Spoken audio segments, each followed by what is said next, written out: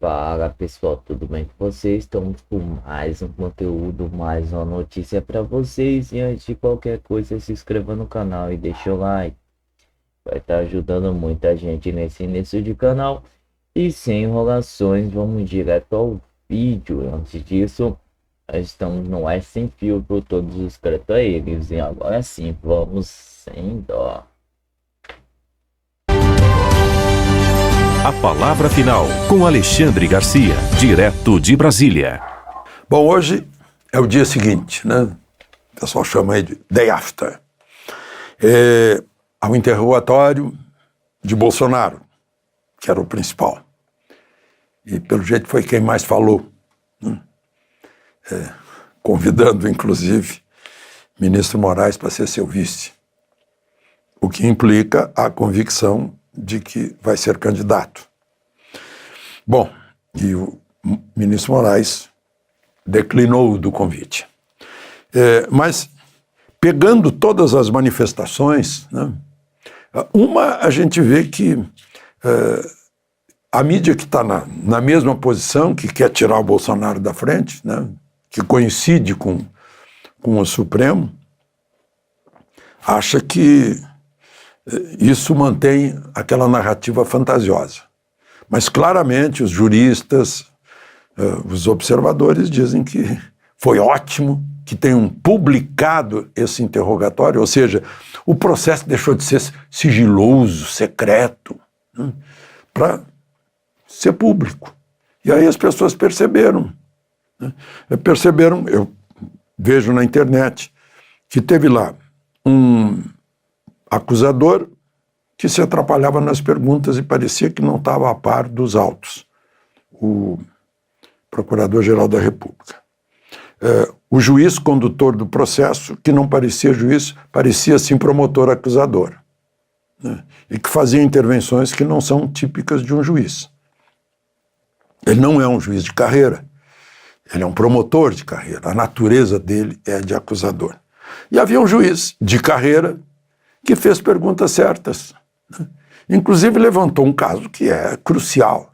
Estão baseando tudo no tenente-coronel Cid, né, que todo mundo viu, o Brasil inteiro viu, que ele prestou um depoimento sob ameaça de voltar à prisão, de incluir o pai dele, a filha mais velha dele no inquérito, né? Aí, ministro Fux, juiz de carreira, lembra que 9 depoimentos de um colaborador premiado significam nenhum, né? Porque mostra que não tem uma versão. E já o Supremo já decidiu isso, inclusive na Lava Jato, que delação premiada sem a prova material que confirma a delação premiada não é delação premiada, não vale para o processo. E depois a questão da tal minuta, que seria uma espécie assim de prova essencial que, de repente, mas não está nos autos.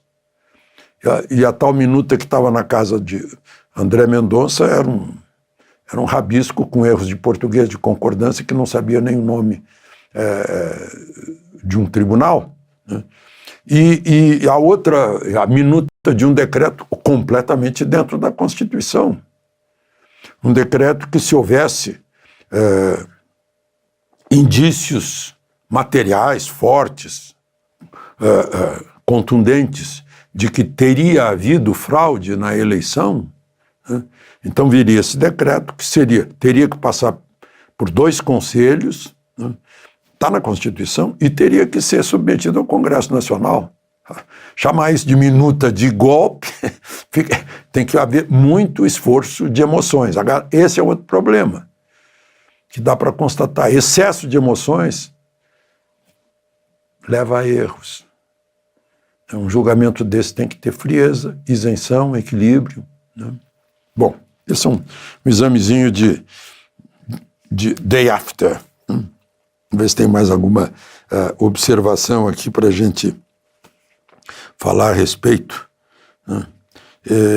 Bom, uma outra questão é lá com... Eu fico me perguntando, né? O general Braga Neto, um general de 4 estrelas, foi ministro do Gabinete Civil, foi ministro da Defesa, está preso desde dezembro. E a alegação era de que ele teria se insinuado com o tenente-coronel Cid para saber o que ia dizer, então ficou afastado para não prejudicar. Mas já foi feito o interrogatório. Nunca mais perca vendas com o checkout que mais converte da Shopify. Interrogados e alterar-lhes o depoimento, né? Eu acho que já é hora, aliás, desde dezembro que era hora de ele não estar preso, mas enfim, decisão da justiça, para ser coerente agora já é hora de libertação. Bom, mas sobre tudo isso, né? O fato de se tornar público esse interrogatório desnuda as narrativas fantasiosas. Bom, eu lembrei hoje da piada do passo certo, né? Da mamãe coruja que foi ver o filho desfilando, era o único que estava de passo certo no batalhão. Mas não se aplica isso, e sim a recíproca disso, o inverso disso, com relação ao ministro André Mendonça. Como era previsível até agora, ele está sendo o único de passo certo no Supremo, pelo menos aplicando-se os argumentos dos editoriais de sábado da Folha de São Paulo e do Estadão. Ele é que está com a razão.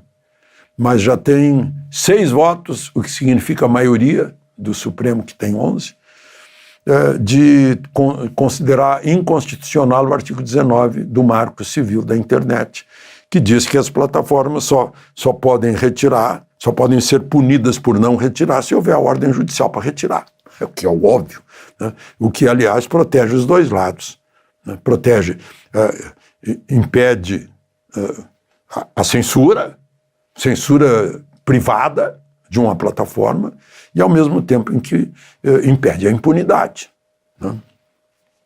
Mas tem 6 votos, Zanin, Dino, Barroso, Toffoli, Fux, Gilmar, divergentes do voto de André. Eu estou invertendo também. O voto de André, que seria o divergente na rotina, né? Mas os outros é que eu voto, porque o voto de André é uma âncora, é um voto de magíster, né? Como eu já disse aqui e repito. Tem algumas... acho que o Estadão deixou fora o Barroso, porque o Barroso faz uma ressalva, né, dizendo que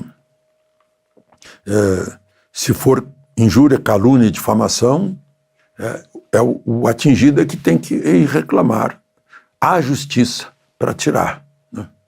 Mas continua dizendo, se for golpe, se a pessoa tiver estimulando o golpe de Estado, então é obrigado a tirar. O ministro Dino, por exemplo, diz que é o óbvio, né, que se houver pornografia infantil, incitação a suicídio, tráfico de pessoa, isso eu acho que já está nas regras das plataformas, né? E crimes contra o Estado Democrático de Direito. Como é, né? Eu acho que é claramente um crime contra o Estado Democrático de Direito, isso é óbvio. Não obedecer à Constituição, contrariar a Constituição, sem a menor dúvida. Então estamos nesse pé. Agora eu pergunto o seguinte, como? Declarado inconstitucional, mas pelo que eu estou vendo, o Supremo vai redigir lei. Mas isso não é do Supremo. Com esses critérios, discutiram 3 anos no Congresso Nacional com a nação, com as pessoas envolvidas, né, com especialistas, discutiram 3 anos, agora o Supremo vai refazer? Com que poder? Mas não tem voto, como é que tem poder? A Constituição diz que exerce o poder através de seus representantes eleitos. Democracia, quem tem poder de fazer leis, né, são os representantes eleitos do povo. De Brasília, Alexandre Garcia. aposta dos advogados pode ser a única saída para o Bolsonaro e para os demais réus. Agora a questão que fica é, será que vai dar certo? Nesse nosso encontro com justiça, eu quero te mostrar duas coisas. Primeiro, que aposta é essa? Que saída é essa? Em segundo lugar, quais são as razões pelas quais essa estratégia pode de fato dar certo? E antes de eu entrar no primeiro ponto, eu quero relembrar uma análise que eu fiz aqui no canal sobre uma arma secreta que a defesa do Bolsonaro usou durante o interrogatório do Mauro Cid. O advogado do Bolsonaro ele fez perguntas a Cid sobre o Cid ter usado a conta do Instagram da esposa dele, Mauro Cid, para se comunicar com interlocutores durante as investigações. O que é proibido, seria uma violação das medidas cautelares, das ordens impostas de Alexandre de Moraes.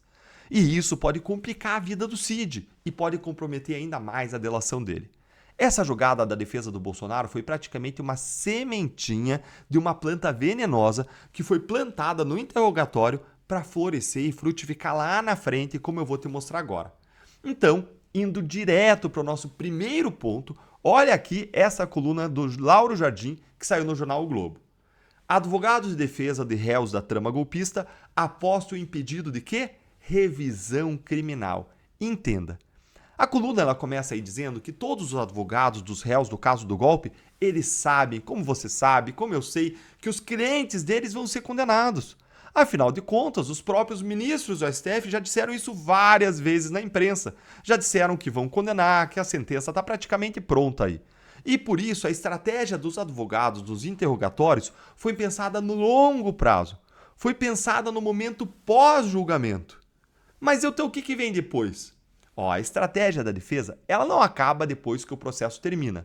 Não, ela continua e olha aqui comigo qual que é a estratégia que vale a pena você entender isso. Esses advogados, eles se preparam para um segundo tempo. Eles já pensam no pós-julgamento, ou seja, eles vão pedir uma revisão criminal. E o que é revisão criminal? É um recurso jurídico que permite que uma sentença penal seja reexaminada, mesmo que já tenha transitado em julgado, ou seja, mesmo que o processo tenha encerrado, que não caibam mais recursos. E pode ser pedida essa revisão criminal, mesmo que a decisão tenha sido dada pelo próprio STF. É uma espécie aí de VAR, gente. Uma das condições para uma revisão criminal ser aceita é, por exemplo, o surgimento do quê? De um fato novo. Bom, e qual que seria esse fato novo aí, Deltan? É o que eu mostrei para vocês na análise sobre a arma secreta da defesa do Bolsonaro. A qualquer momento, eles podem juntar ao processo, aos autos, as provas de que Mauro Cid usou sim o Instagram da esposa para se comunicar com terceiros durante as investigações. Talvez jornalistas, talvez investigados. E sabe-se lá o que o Cid disse nesses diálogos. E se houver lá uma confissão ainda mais contundente do que aquela confissão que ele fez lá nos áudios da Veja de que a delação dele foi direcionada, de que foi forçada? E se tiver o Cid admitindo que ele mentiu? Ou então que ele criou fatos e versões para agradar a PF e o Moraes e livrar a própria pele? E se ele disse que os áudios da Veja eram a verdade? E depois ele voltou atrás, pressionado por Moraes, por medo do que Moraes faria com seu pai, sua esposa e sua filha a partir daquelas ameaças que a gente conhece que ele fez. Gente, tudo pode acontecer e seria um grande constrangimento para o STF. Agora, indo para o segundo ponto. Olha por que essa estratégia pode dar certo, dependendo da conjuntura. E presta muita atenção nesse comentário aqui, que eu vou ler para vocês, porque ele diz muito sobre o momento que nós estamos vivendo. Olha aqui. Explica o advogado de um dos réus. Essa é uma maratona. Estamos plantando para o futuro. Por exemplo, dentro de 2 anos a composição do Supremo pode estar diferente e o Brasil ter no Palácio do Planalto um governo de direita. Aí o jogo pode mudar. Esse é o ponto. Esse processo ele não é jurídico, ele é político. No fim das contas, como vai ser avaliado um fato novo apresentado em uma revisão criminal vai depender da conjuntura política. O STF, com uma composição diferente, um presidente de direita no Palácio Planalto, pode fazer toda a diferença, pode mudar tudo. Gente, não devia ser assim. Órgãos da justiça deviam julgar segundo fatos, provas e a lei, mas é assim que está sendo no Brasil. Então a mudança da correlação de forças aí no Supremo, no Congresso, na própria Presidência da República, junto com uma defesa contundente mostrando uma possível fraude processual, pode ser o suficiente para mudar o resultado do julgamento lá na frente. Afinal, os ministros do STF eles não respondem aos fatos, às provas e à lei, mas respondem apenas à política. E é isso, essa é a razão pela qual o Bolsonaro ele tem também uma nova estratégia política. Uma nova arma política que eu ainda não te contei e eu vou te contar em um novo vídeo aqui no canal, provavelmente amanhã cedinho. Então ativa aí o sininho das notificações para você não perder. E agora eu quero ouvir a sua opinião. Conta aí para mim nos comentários o que você achou dessa estratégia dos advogados. E se você acha que ela vai ou não vai dar certo. Curte também o nosso conteúdo, se inscreve. Com relação... E agora? Terminaram os interrogatórios, hoje vão poder tomar aquele brunch, amanhã curtir o Dia dos Namorados, e na sexta a quermesse de Santo Antônio, não é assim? Foi o que a gente ouviu ali, não foi? Pois é. E daqui para frente, o que vem pela frente? Bolsonaro por ali já passou, todos os demais réus. E agora? Recebi há pouco um vídeo do advogado Dr. Jeffrey Chicchini falando exatamente disso. E agora? Fala, Dr. Chicchini. Concluídos os interrogatórios, provavelmente termina hoje, já vão sair intimados da data de alegações finais. Vai ser marcada uma sessão, provavelmente vai ser televisionada como essa, na TV Justiça. Então, os advogados, primeiro começa com o PGR. O PGR terá 2 horas para apresentar alegações finais, orais. Então ele vai apresentar alegações finais, pode mostrar documentos, pode colocar documento na tela, pode mostrar áudio. Por exemplo, hoje o presidente Bolsonaro quis mostrar o áudio ou um vídeo do Flávio Dino, o relator não deixou. Você vê que o Bolsonaro fala no interrogatório dele, né? Quando o Flávio Dino era candidato a governador, ele questionou as urnas. E ele tem um vídeo disso, provavelmente. Ele quis mostrar o vídeo. E o relator não deixou ele mostrar o vídeo. Nas alegações finais, isso não pode ser assim. Pode mostrar tudo. Desde que não seja uma prova ilícita, a acusação e a defesa, nas alegações finais, podem mostrar qualquer prova.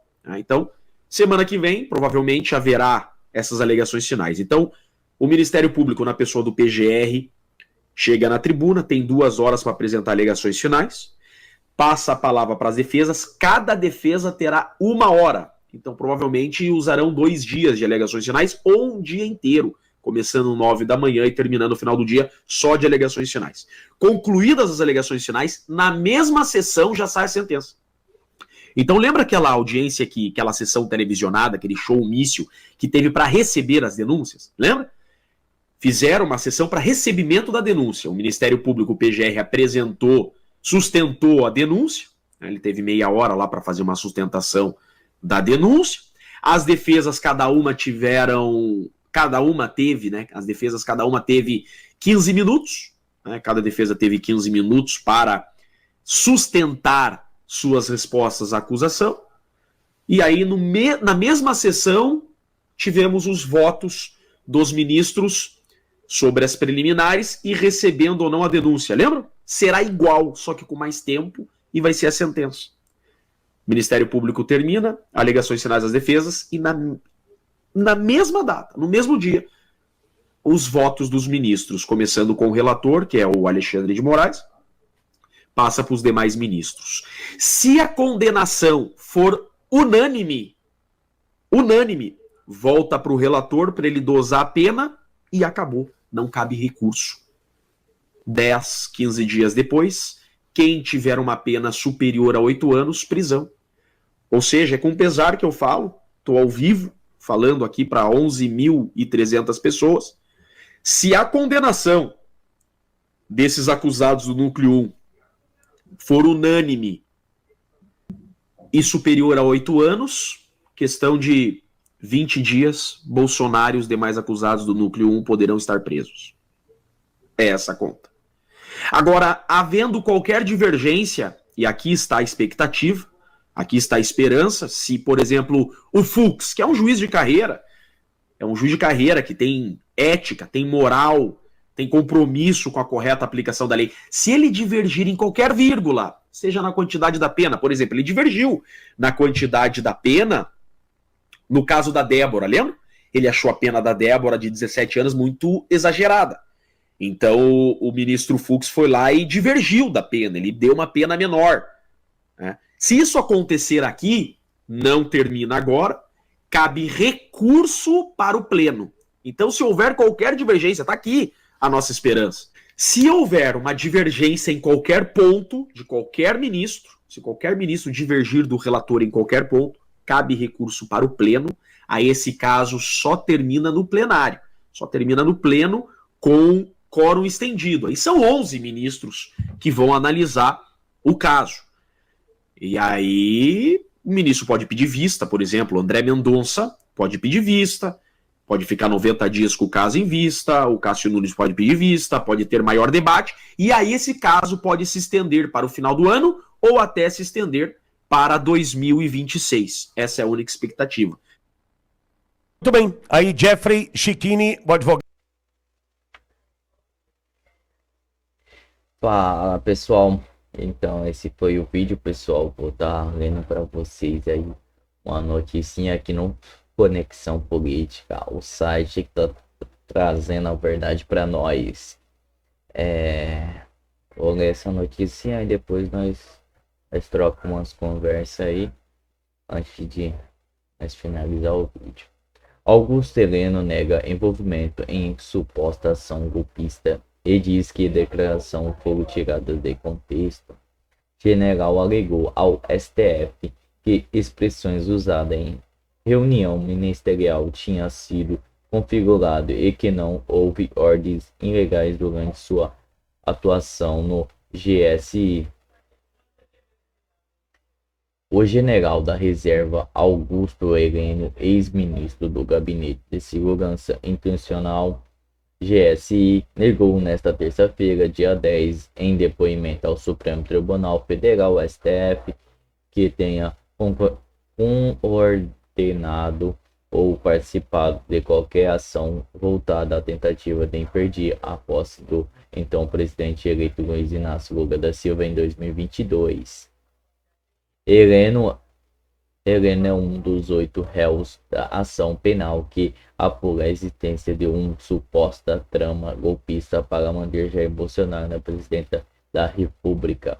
Durante a audiência conduzida pelo relato do caso, o ministro Alexandre de Moraes, Heleno exerceu o direito condicional ao silêncio diante das perguntas formuladas pelo magistrado e pela Procuradoria-Geral da República, mas respondendo a questionamento feitos por seu advogado de defesa, Matheus Maenese. Declaração em reunião ministerial. Questionado sobre as falas registradas em uma reunião ministerial de junho de 2022, na qual afirmou que não haveria segunda chamada nem revisão do VAR após a eleição, Heleno declarou que as expressões utilizadas foram de caráter simbólico. Que isso. Desculpa, pessoal.